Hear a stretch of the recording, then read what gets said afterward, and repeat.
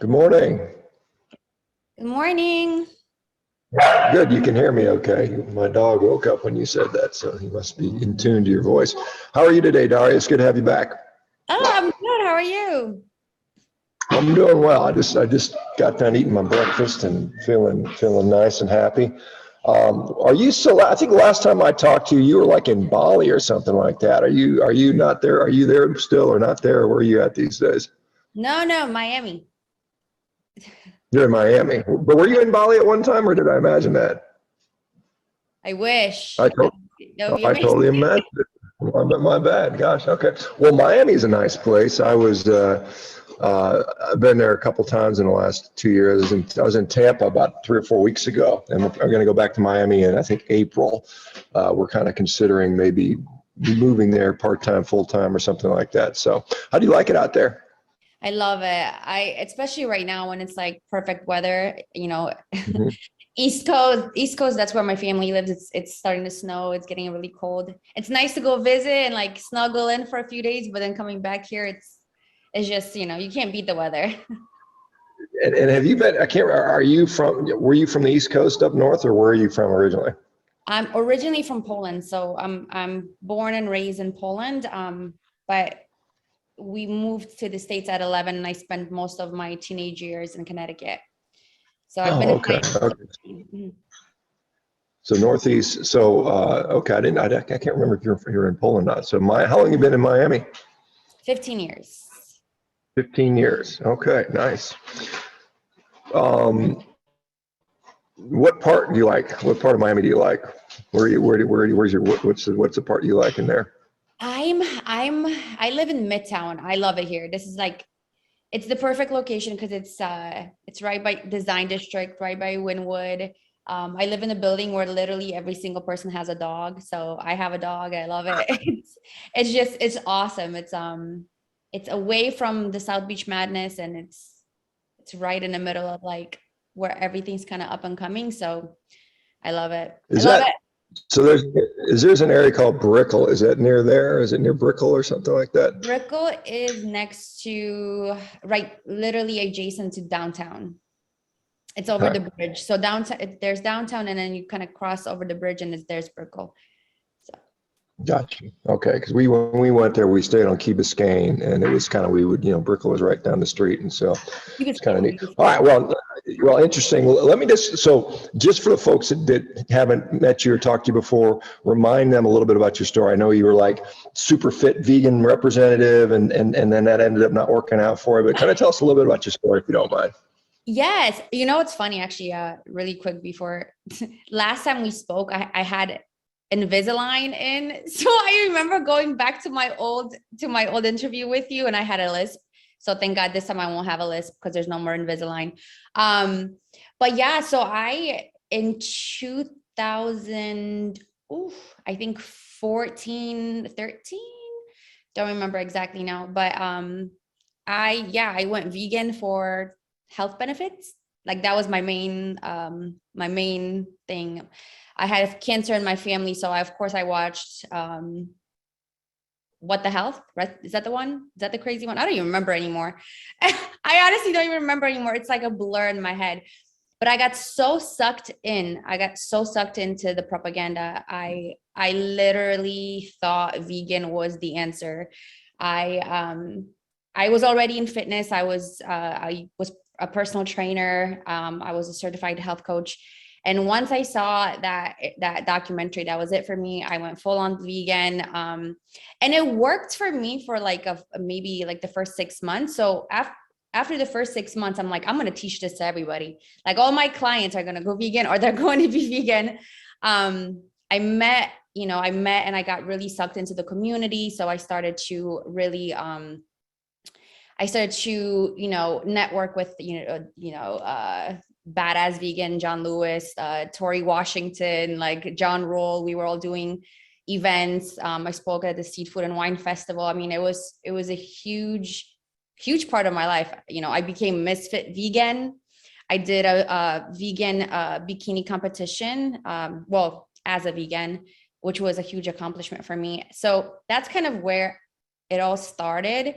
Um, So yeah, it's, you know, before getting into all the other stuff, I was kind of like, once I believed veganism was it, I literally dove all in with like my lifestyle, my fitness, my clients. I mean, you know, lost some friends. So yeah, that's kind of how I started with back in, I think it was 2014. Yeah, and so you said, you felt pretty good for about 6 months, and then, I mean, how long did it take you to figure out that this wasn't maybe the best health move for you? Yes. So altogether, I was vegan for about 3 years. But at about the year and a half mark. So I did my competition actually about 8 months, like basically a little bit close to a year. So I was still a pretty new vegan, and I was I was supplementing with everything I could, literally everything on the planet to make sure that I got all of my nutrients. I ate a very well balanced diet. I drank like 2 protein shakes a day. But about a year and a half into it, and I felt like I was doing everything super healthy, I actually started to have very irregular periods. And that was something that at first I was happy about, because I started researching, because of course, you go online and you want to almost find something that's going to confirm your belief, right? So I thought this was a good thing. I was like, I used to have very painful periods. So I'm like, this is great. I no longer have a period. I no longer get cramps. So I started searching online, and there would be like, now that I look back at it, it was like delusional. People were like, well, when you're vegan, you're so pure that your body is literally not, there's no cramps. Like you don't cramp, your body doesn't have to go through this whole process. You don't have to have a period. And like, it was weird. And I really thought that was the best thing for me. And so it became irregular, and I basically lost it for another year. I just didn't have it. And at that point, I don't know why I didn't bring that up to my own attention until about 3 years into it. And to actually up to that point, looking back now and really reflecting, I was starting to also have some mental challenges. There were some decisions, when I look back and I think about some of the decisions I made, some of like major life decisions and things, it just doesn't add up, and why I would think in that sense. So I think there was a lot of things that was happening on like a mental level, also on a hormonal level. So it was about 3 years when I started to notice things were, about a year and a half in, I noticed things were starting to decline for me. I just try to find the positives, and I would try to find any blog or any story to say that this was what was supposed to happen and this was right for me. Yeah, you often see, I've seen this story over and over again, and like I said, I can't blame somebody for trying to do what they think's the right thing for their health or for whatever reasons, but when it doesn't work out, it doesn't work out. And you often see people, they, like you mentioned, they feel good for 6 months, maybe a year and a half, and then they start to see a decline. And then then it starts to become this chronic detox. You got to detox all the time, or, all these different attempts to try to fix things. And it's kind of this, this kind of, we can't accept that you're missing something from your diet that you get from perhaps from animal-based nutrition. And so did you get sucked up into some of that stuff where it was like, detox time, or how did you deal with that? You said you tried to do anything you could, but. So at first I knew that, I thought maybe it was just some nutrient deficiency, but I never connected it to it, that I basically, cut out all animal-based products out of my diet. Like I didn't even connect that. I just thought I was maybe not eating something, some nutrient enough. So again, I would just kind of like resupplement or try to find different supplements. I tried to, I did a ton of studies like to see like what it could be. But I definitely there was nothing in my brain at that point, at least, that wanted to believe that it could be the actual vegan diet. It was very difficult because in that moment, and it's, again, looking back, I feel like I kind of, well, I'm not going to blame this on anyone else, but I think I like brainwashed myself into the ethical part of it, because I didn't even start off ethical. And I think the ethics gave me like another belief system to really like solidify why I was doing this, you know, not just the health. I was like, look, I'm doing this for the animals. I'm doing this for the planet.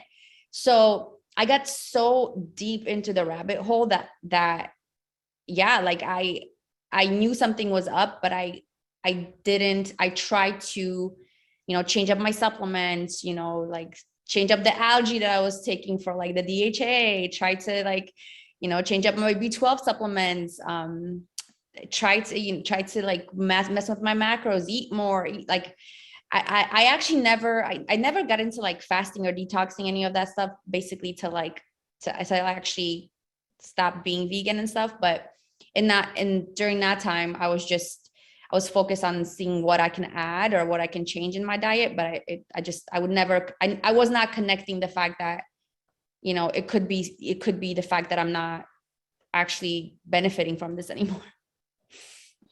So what was the day when you finally decided, I can't do this diet anymore, and how did that go? And I mean, what was the first thing you added back in, and how was, I mean, I'm sure that was, I mean, for some people it gets so wrapped up in the ideology, it's disturbing for them. I've seen people crying because they feel like they have to eat a piece of fish because they're struggling so much, and they're literally crying about it. But how did that go for you? What was the final straw that made you make that decision to ditch the vegan diet?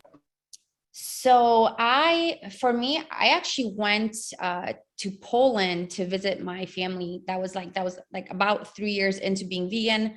I went to Poland for about 5 weeks. And actually the funny thing is, again, I went to kind of like clear my head, because at that point there was so many things mentally that I was challenged with, that I went to Poland to see my family that I haven't seen in a while, to kind of get away from everything. And again, looking back, it's funny because I am so strong and minded, and I've always been that. It's funny looking back at that time to think that could have been something that also contributed to the way I felt.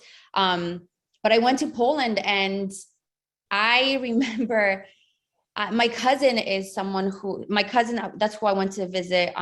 She actually had ovarian cancer.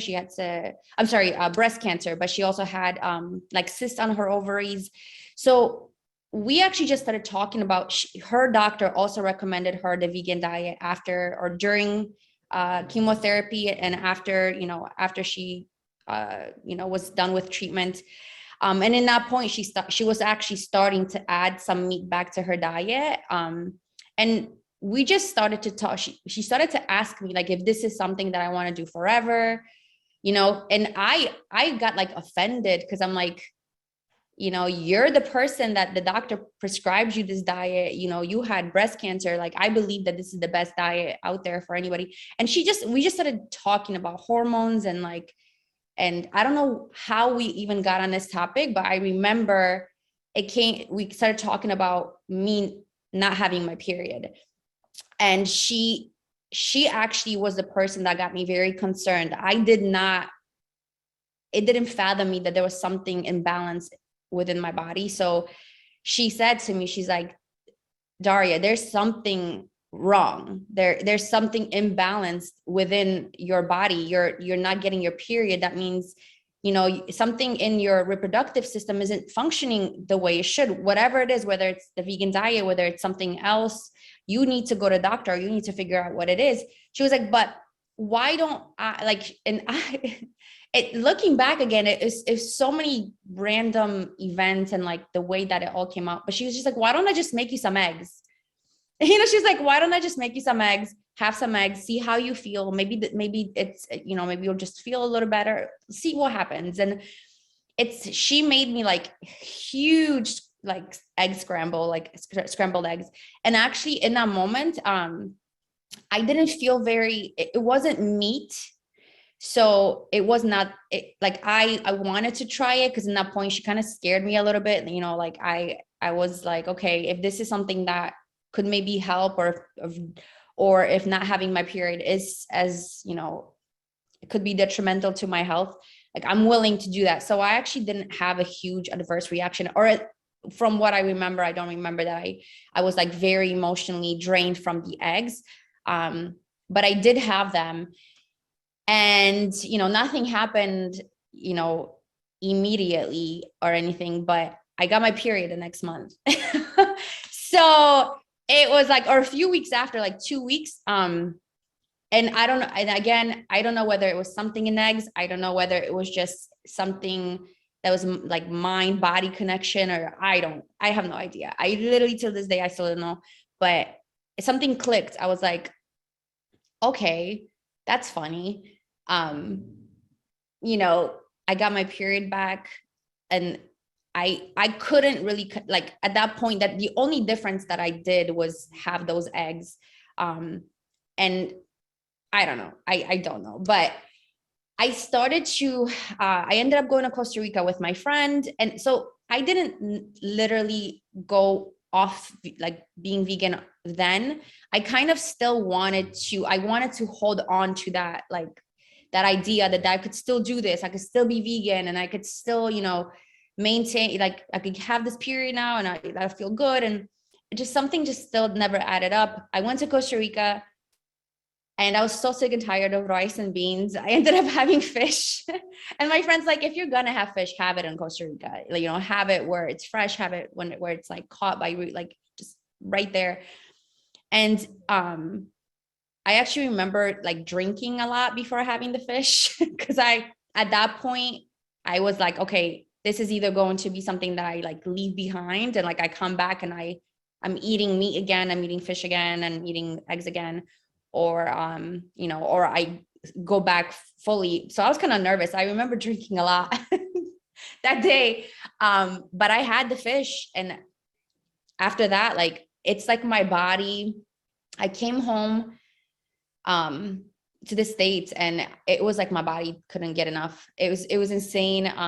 I literally didn't even know what carnivore was, but I went from vegan to just like eating rotisserie chicken and like biting, like literally to the bone, like gnawing on the bones. And I had no idea why. It was so like, I just couldn't get enough. And I did have a lot, like in the beginning, I did have a lot of shame. I didn't know how to like process that, because at that point, like I literally, my Instagram handle, my website, all my clients were vegan. I was Misfit Vegan. I did not really know how to like even process that for myself. And I had a lot of people telling me in my ear, like, you know, just don't tell anyone. Just don't tell anyone you're doing this, but continue to stay Misfit Vegan. Don't just ruin your whole business because now you're back to eating meat. So I did have a lot of like mental challenge with that, but it was just too much of evidence in my face that like I started to feel better. I started like, I don't know whether it was like, you know, cutting out all the soy. I mean, I was eating, oh my God, I was eating so much tofu and Beyond Meat. I was eating like 2 packets of like those Beyond Meat chicken, fake chicken strips, like almost every day. When I think about them now, it's crazy. But yeah, I mean, once I switched, my body just, I've never looked back. And yeah, probably went a little too far ahead with the question, but yeah. No, that's great. So during this time, because you got this fitness contest, did you continue to train the whole time? Was that still a pretty important part? I assume it is. I mean, I've been training for 40 some years. I'm never going to stop. And I mean, did you notice a difference in your training performance going from vegan to adding more meat back in the diet, or how did that work? So it's funny because I'm doing a little experiment right now, and I'm prepping for another bikini competition, but doing it like cyclical keto. So I'm mostly keto carnivore for 6 days, and I'll carb up on Sunday. But yes, I mean, I look back on when I look back to what I look like compared to now, like all my beliefs that I had, that you can build the same muscle, you can have the same strength, you can be like on a vegan diet, that you are, that you can have eating meat and just having this, having this form of nutrients in your diet is completely changed. I believe before that I was so strong and I was building all this muscle, and I look back, I'm just like, oh my God, I was so frail.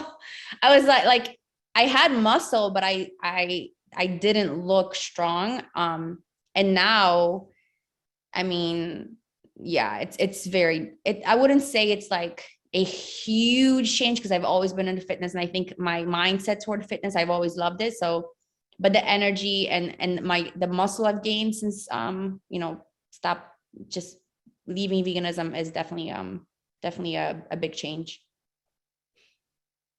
Yeah, I mean, certainly you can build muscle if you get just enough protein, but I think it's just harder when you do it on a plant-based diet. I mean, it's just, it's kind of like giving yourself a big disadvantage. It's not, because there's some people that can do some remarkable things with enough. And there's certain genetics, like you mentioned, was it Torrey Washington? I think he's a guy that's been doing veganism for a long time. He's got a pretty impressive physique for that. And he's not a big guy; he's a little tiny guy. I mean, when I see these guys are, they're 140, 150 pounds. They're not really, like they're not giants for sure. But it makes it a lot more challenging to do that. So, okay, so now. We often see that a lot of people that sort of stand up for veganism become very public about it. When they sort of renounce it, there's a lot of backlash. Did you experience some of that? Oh God. Did I? So it is so funny to me, because at that point, I mean, yes, people knew me as Misfit Vegan, but to me, like compared to some of these vegan YouTube stars, and I was just like, I had like 30,000 followers on Instagram. Like, yes, like I did Seed Food and Wine Festival, but I didn't think that I was going to get as much backlash as I did, because I didn't think it was. I was actually so taken aback by when I made my first post that I went back to eating meat, and I gave all of my reasons, and that was to this day my most engaging post ever. Most engaged. I don't remember how many comments I had, but it was the most hurtful. I mean, just to give you an example, I mean, I literally had people deliberately calling me a murderer, calling me vain, calling me, you're a fake ass vegan, you never did this for the animals, I had people saying, my wife looked up to you and she went vegan because of you, and now you're doing this. And like, people are just putting so much, like, I feel like I was getting so many people's anger or like on my decision. Like, my decision has like made them upset and angry. And I was just like, I couldn't fathom, like I couldn't understand why. I understood the fact, and I made, I talked to some people and I tried to reason. I'm like, I understand that for 3 years, I really lived this, and I was a Misfit Vegan, and I did, stand in front of, a crowd and tell people this is the best thing to do. But at this point, I have to do what's best for me. I really try to tell people about what happened, and I thought that people would understand, but unfortunately, they didn't. I pretty much had to stop coaching because I lost probably 85% of my clientele. I lost like 5,000 followers in a week and just kept dropping off. I mean, anytime I signed on to social media, I just kept getting more hate mail, more hateful DMs, just people ripping me apart in the comments. So I basically went off the grid for like a year, and it was difficult. It was very difficult because I had to really rethink what I was going to do next, since my business at that time was full-time coaching. And maybe I should have thought about that myself, or maybe that was I didn't really, I didn't really realize that like my decision was going to be something that was basically going to change my whole life. Like it was going to completely like, you know, ruin my business and not, and discredit me so much and make me look like this vain and, you know, selfish, murderous human. So yeah, that's all I can say about that. Yeah, I mean, I've seen, you know, and I've interviewed a lot, you know, quite a few fairly prominent ex-vegans, Tim Sheaf, you know, John Venus, so he kind of goes back and forth. It's kind of funny to see his sort of plight, and several others. And, you know, there's certainly what you're describing, a lot of hate. Some of them are getting some support. Some people say, hey, you know, do what's right for you. Did you get any of that? Did anybody say, hey, you know, you got to do what's right for your body? Was that something that you saw? Yes, I did get some of that. So what actually got me to what made me made me feel a little better. So after a few months or I did start to kind of like re-engage back into social media because I'm just a social person. I love sharing. It's something that I do. So at some point, like I almost felt so disconnected. It like depressed me a bit. So I wanted to get back into like talking to people. And I did realize that there were people that actually were so could really resonate with my story. I had a lot of people reach out to me. You know, they got kind of lost in the hate in the beginning because I couldn't, you know, it was so much hate that I was kind of like ignoring my DMs. But after some time, I had so many people that like I remember this one girl telling me that when she went vegan, I mean, she started to like, her teeth started to break, her hair, her nails, like all these things. And she started to slowly add meat back in and she started to feel better. Like, so all these stories started coming forward. And some people even had worse stories than me, you know, like bodies like deteriorating literally. And so it was good to hear that people had a similar experience. And I don't remember who this person was at this time, but I remember having someone letting me know they were also like I wouldn't say like a, you know, like a coach or a vegan coach, but they were known to be vegan. And she was so nervous as well to like tell people she started to eat, you know, and it was just funny. I could resonate because I understand now. It's crazy, you know, like in this community, if you make any other choice than what that is, then it's like you feel this pressure from this whole community that you have to explain yourself or justify the fact that like you might have, if you want to go a different direction. So I did have a lot of people that did resonate. I will say till this day, like I still am friends with Badass Vegan John Lewis. He's one of the ones that was actually very understanding. I always viewed him as a very positive person, and he also always used to spread that positivity. He used to be like, you know, just lead by example, be positive, be loving. And he did say to me, he's like, hey, it sucks, you know, that we're losing you. But he's like, you have to do what's best for you. So he was one of the only ones really that was like a big vegan, and actually Corin Smith, he's another vegan coach that we're still friends too. He said the same thing. He's like, you know, I'm gonna keep preaching what I preach, but I'm not gonna punish you or make you feel any type of way for your decision. So.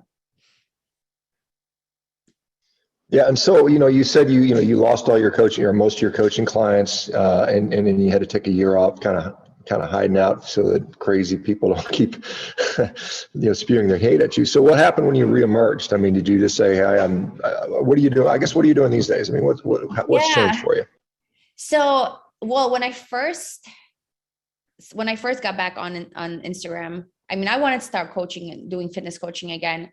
But I remember I had so many triggers. Like I was so nervous to post like my first steak. Oh my God. I remember because I still like the algorithm of Instagram changed and people were still messaging me saying, wait, you're not vegan anymore after like, you know, I've been posting and saying I'm not vegan anymore. And just like, so I still, and till this day, I'll still have like one person, wait, you're no longer vegan. I'm like, oh my God, it's literally been like 3 years. Like where have you been? But yeah, I remember, you know, when I kind of started back up, I already felt very confident where I was, what I was doing. At that point, I was like, all in keto carnivore mostly. I thought like I wasn't really doing much carbs. I was really just all in keto carnivore. I was feeling so good, so mentally clear. My body was feeling amazing. I just felt really good. I had a sales job at that time too, because I had to make money somehow. I didn't have any clients, but I wanted to get back into fitness coaching. So I got back on, and I had this thought. I'm like, okay, there are going to be some people that are still going to talk shit. There's still some people that are going to say something, but I am okay now to hear it. If someone wants to have a discussion with me, I can talk to them. If they want to say something hateful, then I'm just going to ignore or block them. At this point, I have nothing to say or justify. And I slowly just got back into it. And it took a while to build up my clientele again. But I did. And I'm coaching now again. I'm coaching mostly keto, and some people I coach like cyclical keto. That's base of what I do. It's funny, I do actually still have some vegan clients, because I have actually two, because they know that I was vegan. So I know what I'm doing when it comes to if they want to be vegan, again, if you want to be vegan, if you want to be keto, if you want to be carnivore, if you want to be God knows what, if it works for you, do it. So yeah, I still, I'm open to, vegans and any vegetarians. But yeah, I'm coaching now, and kind of, it's funny, actually, I got my Instagram taken down and like hacked. So I had to restart my new one, but yeah, it's doing well. Yeah, you mentioned your first steak you posted on Instagram. What I mean, because that's for some people, it always seems like people that come from vegetarian backgrounds or vegan backgrounds, they start with a little bit of fish and a little bit of eggs typically, and may never get back to eating red meat. How did that go? What was your first steak, and how did that go for you? I don't even remember. I just know, okay. I don't honestly even remember, but I just know that like when I started to eat those foods again, I used to convince myself that like tofu tasted so great. I used to convince myself that like Beyond Meat was amazing. I used to be like, I don't need this. Like, this isn't, when I started to eat meat again, and even red meat and steaks, and I was just like, holy, like, it was like, how did I brainwash myself to believe that these weren't tasty foods, and that they weren't nutritious or good for me? It's funny because like I have friends, like I have a friend who he eats a little bit of fish, eats a little bit of chicken here and there, but he like stay away from red meat. And I'm just like, why? I'm like, I literally am the perfect example for you to show you like how good this stuff is for you. Like, out of all the things, why are you going to cut out red meat? Like, you're still like, I don't know, in the like way in the backwards in the day when they used to say red meat is bad for you, but that's been so debunked, and so yeah, I don't remember exactly the first one I had, but it's one of my favorite foods. I just had steak and eggs for breakfast this morning, so yeah, a big one, like 8 ounces. Yeah, you and me both. I had about 1.25 pounds ribeye and a dozen eggs for breakfast. So, which I eat a lot. I'm a big guy. But anyway, so let me ask you about, because you got so, I certainly I've been a target, and a lot of vegans don't like me because I promote a meat-based diet, and I tell people that I think meat is healthy. But I mean, honestly, probably 99% of the traffic I get on social media is positive. And, maybe after a while, they just kind of give up and realize that they're wasting their time. I'm like, why are you wasting your time on my page? No one cares what you think here. Might as well go harass some little kids like you and try to brainwash those guys, because you're going to have better success with them. I'm kind of saying that tongue in cheek. But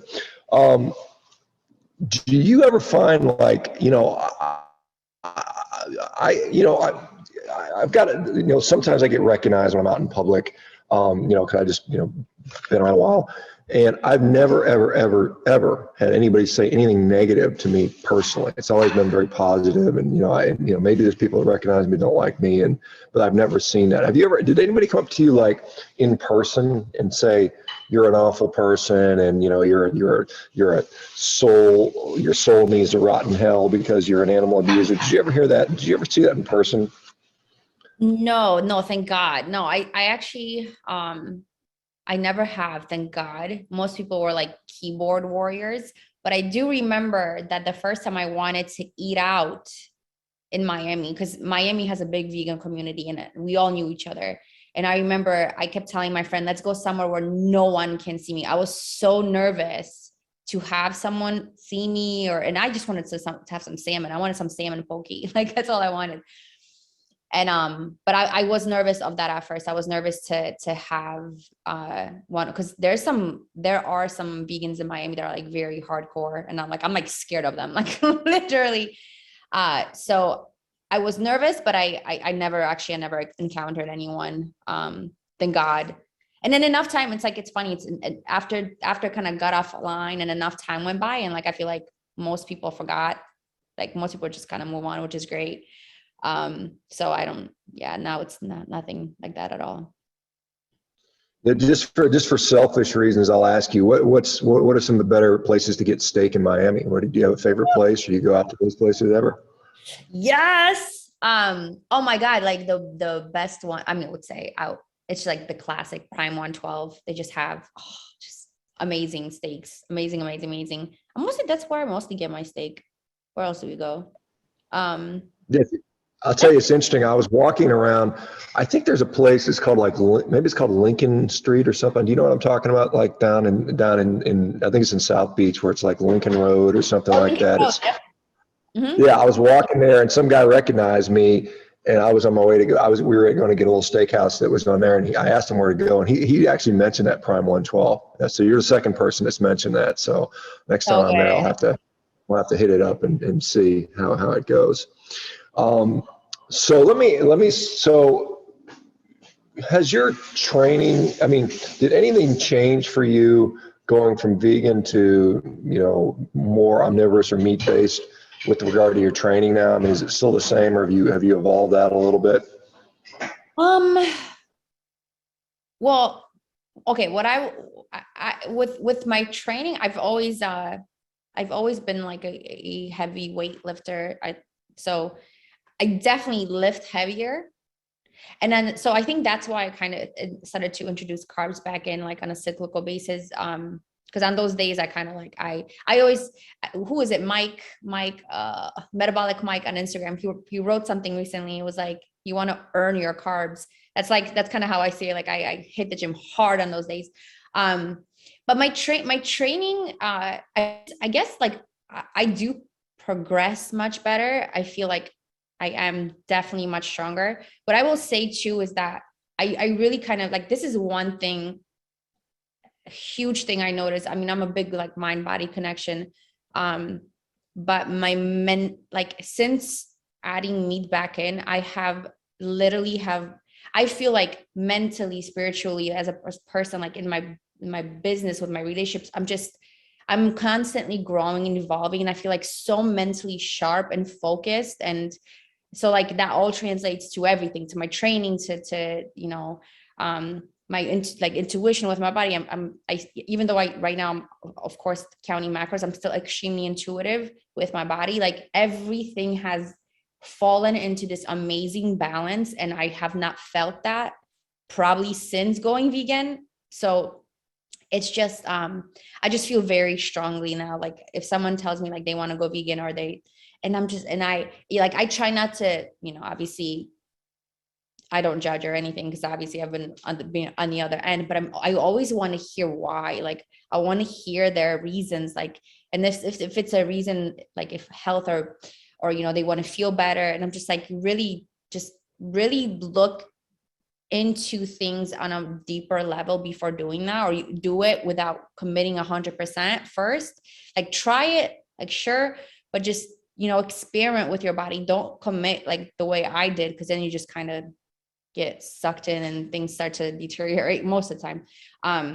But yeah, like I don't know. I've never felt, I literally don't, I think when I'm speaking to you right now today, I've never felt better in my life. Like it's insane. Well, that's good. I mean, it's good to hear. I'm glad you're in that place. I mean, that's, you know, I like, hopefully it'd be nice if everybody got to that place. I think we'd have a much better, happier society, a lot less anxiety and strife. Let me ask you about, so as you sort of got into the vegan movement, you know, the 3 years that you were in that, did you get a little bit caught up into the animal rights sort of stuff? Was that something that ever was part of your thought process, that I'm doing this for the animals? And if so, I mean, how do you sort of reconcile that now? I did, but I was never, so I don't know, that I'm very happy that I made this choice. I always told myself that I did get sucked into the ethics. I did watch all the documentaries, that I watched all the horrific stuff. I literally put myself through all that torture to, you know, make sure that what I was doing was right. But I was never the person that shared it on Instagram. I wanted to really focus on the health benefits and the benefits of like the vegan diet on a fitness level, because not at that point, that's what I believed. So I never, you know, shared it. I never, what's that word? Promoted it on social media. I was never that person that like posted horrific videos or anything. So my mindset with that was, I was in, and I believed in the ethical, you know, part of veganism, but I never got sucked into the animal rights and like, you know, standing outside of slaughterhouses or anything like that. Like that was never my thing. I never wanted to do that. But there were, and it's funny, I guess, like how time kind of changes your perspective, because I feel so different about that now. I mean, I definitely, you know, I definitely had a moment where it was difficult, because I still had like, I would eat something and I would have these moments where I'd be like, oh crap. Like I would remember those videos, or I remembered what I saw, what I read. And I felt a certain way, but it slowly started to, you know, I really dove into doing more research on like, sustainable farming and not, you know, and just looking at, you know, different ways of agriculture, I don't know, or like animal agriculture and things like that. So like in a way that changed my perspective, you know, like that I could still eat meat without being supportive of like, you know, animal farming or like, you know, what's happening right now. So like I found this balance where it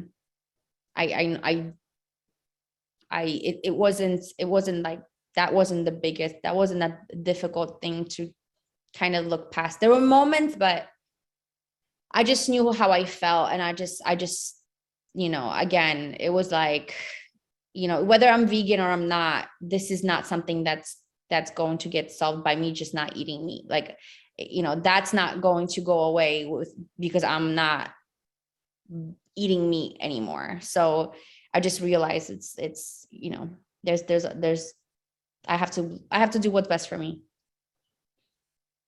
Yeah, I think we all do. I mean, you know, I think that's, you know, you can't be an unhealthy human and help the planet. I just think that's a you know, basic premise. Did you notice? I mean, a lot of people notice, you know, with a lot of diets, but vegan diet, a lot of digestive issues. Did you notice a change in your digestion? And then somebody's asking about, you know, when you do your refeed days with carbohydrates, how do you select those carbohydrates? Is it based on how they digest, or anyway, how's your digestion now compared to then? Yeah. So I don't know. My body, so I do, I don't know. It's not bad. Well, I don't. Okay. So when I eat, the way I eat kind of now is during the week, I don't really eat a lot of vegetables. Maybe because I ate so many vegetables as a vegan, and I literally thought I had to eat every vegetable. on the spectrum, like of the rainbow, every color, that I just don't anymore. So I eat really mostly keto carnivore during the week. And even on my carb days, like, so on a Sunday, I'll like drop my fats so that I can just benefit from the carbs. I eat mostly like root vegetables. I'll do like sweet potatoes, tubers and stuff. I'll do fruit. So I'll do like berries, strawberries. I'll do like rice cakes sometimes with like, and put some fruit on top of it. But most of my carbs come from like sweet potatoes. Sometimes I'll do like sushi. Like if I want to go, I'll do like some sushi and stuff like that. But I haven't found any, I still, once in a while I have the blue moon, I'll have like a pizza. And it doesn't really, I don't find any crazy digestive distress or anything like that. Maybe because it's like so once in a while and I don't overdo it, but I definitely do know that I have like cut out most just, like greens and vegetables, and I cut out gluten and like any form of, wheat or anything like that. Like that just never first of all, vegetables at some point stopped making sense to me. I just felt like if I go out to eat, it's on the plate, I'll eat it. If there's like a sauteed, I don't know, like there's some asparagus on the plate, I'll eat it. If it's a salad or something, I'll have it, but I'm not prepping that at home.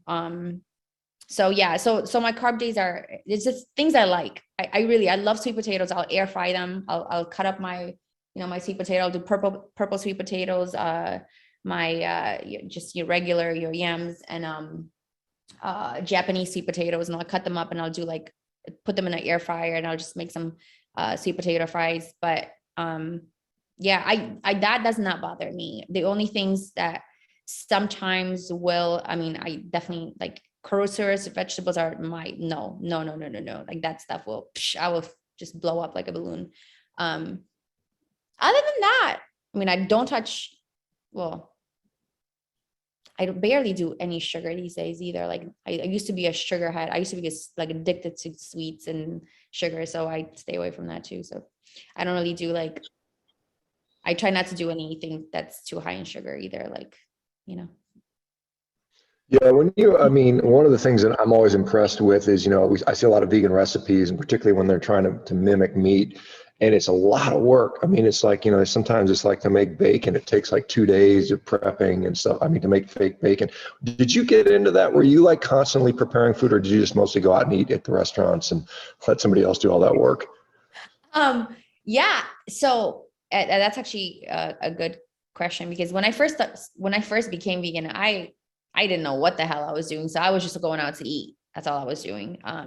And I said, like, I felt worse in the beginning as a vegan before I felt better, because I was actually going out to eat so much and getting like plant-based burgers and, just random things that I knew were vegan. And then I actually started to make things at home, but I never made anything elaborate, never. I would make like the most simplest stuff. When I think about my vegan diet, especially when I was prepping for a competition, it was like scrambled tofu, baked tofu, Beyond Meat, heated on a skillet, like 2 protein shakes a day, just to hit my protein macros. So I know I never made any of that crazy stuff. I was never into that. I even till this day, even back then, I would look at all the preparations that would go into those things, and I'm like, if I wanted it, I definitely went out and actually got it at a restaurant. I went out a lot to eat as a vegan, like, obviously outside of me, outside of the prep, that's when I made my own food. But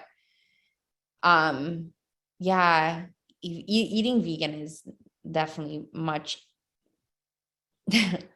much easier if you have the restaurants around, I guess.